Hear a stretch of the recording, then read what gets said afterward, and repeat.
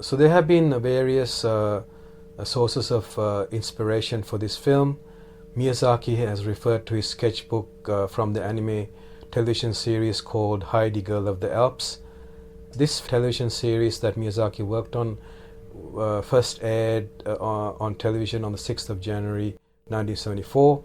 And for this television series, Miyazaki had done the scene design, layout and screenplay for this series.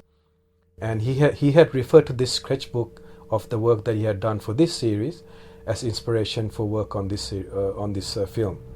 And if you look at this television series, Heidi Girl of the Alps, it becomes really clear that this work was it's clearly a precursor and very much influenced Miyazaki's future work. If you really look at this work called Heidi Girl of the Alps, which is a television series, and it actually looks like a retro animation made by Studio Ghibli.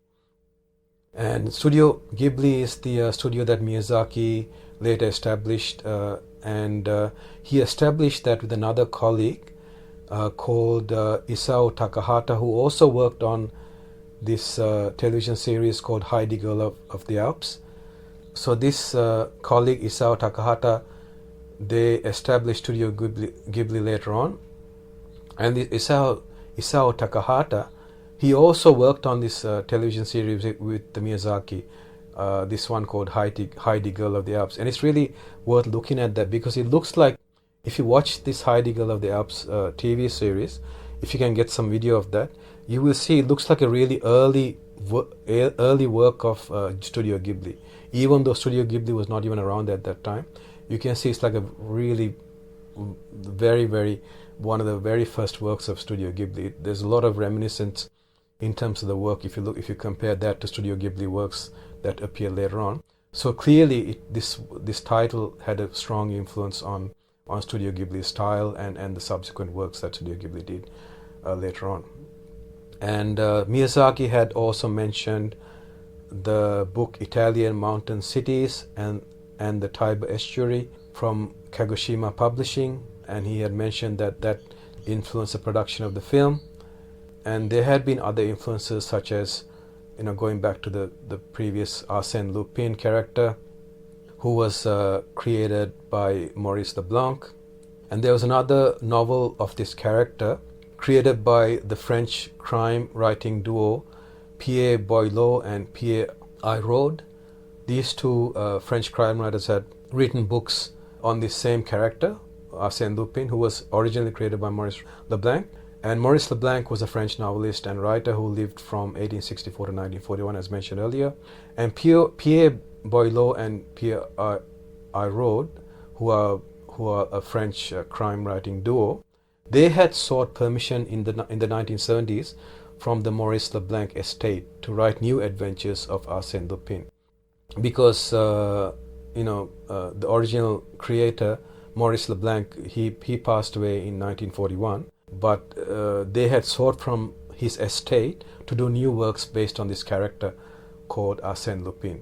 So, and one of these works is called La Justice de Arsène Lupin, and Miyazaki had also been influenced by this work.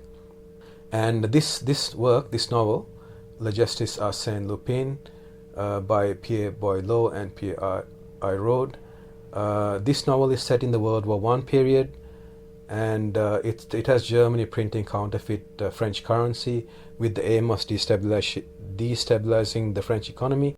And this is basically the exact same plot that is in this film. It's Castle of Cagliostro film, 1979 film, has the exact same premise, in that there's counterfeit money and they're trying to track down the source of the counterfeit money. So it's the exact same idea. And they have also borrowed ideas from, Miyazaki has borrowed ideas from another of Maurice Leblanc's works, which is The Green-Eyed Lady. And in this work, there was a secret treasure at the bottom of a lake. So he had gotten those ideas from that work as well. So obviously Maurice Leblanc's work has been quite a strong influence on Miyazaki's work in terms of ideas. There were some scenes around the clock tower, and these scenes were inspired by title Ghost Tower by Edogawa and Ranpo. And also there's a 1952 animated film called The Shepherdess and the Chimney Sweep. And this film seems to have visually influenced the castle. The rendition and the design of the castle has been influenced by this film, The Shepherdess and the Chimney Sweep, which was in 1952.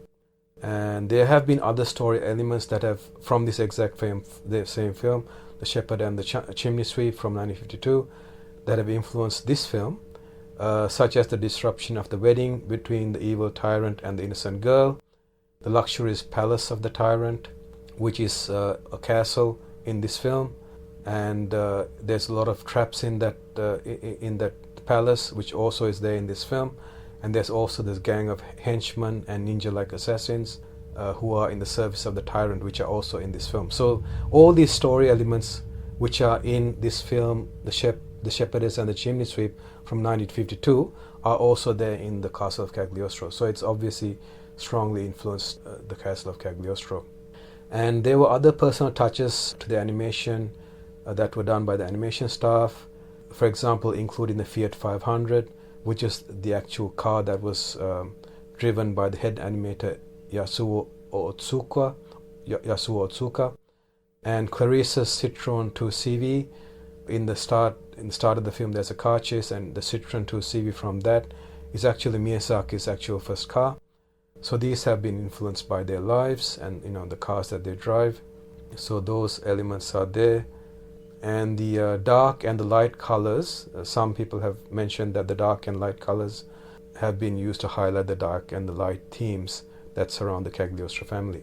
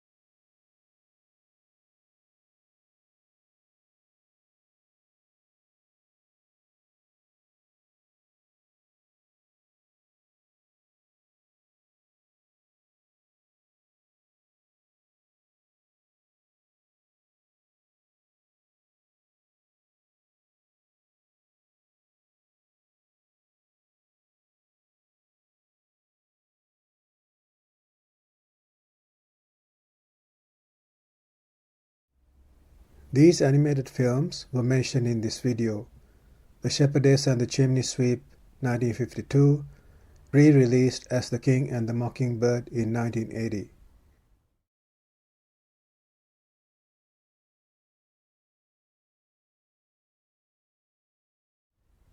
These anime television series were mentioned in this video. Heidi, Girl of the Alps, 1974.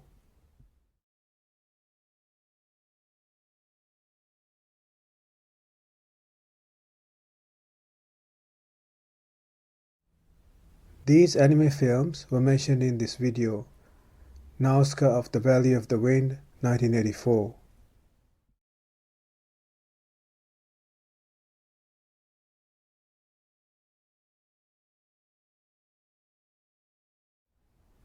These books were mentioned in this video.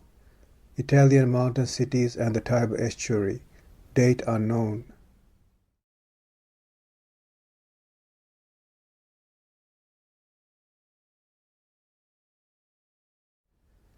These novels were mentioned in this video. La Comtesse de Cagliostro, 1924, La Demoiselle aux Yeux Verts, 1927, La Cagliostro S'Avenge, 1935, Ghost Tower, 1936, and La Justice d'Arsène Lupin, 1977.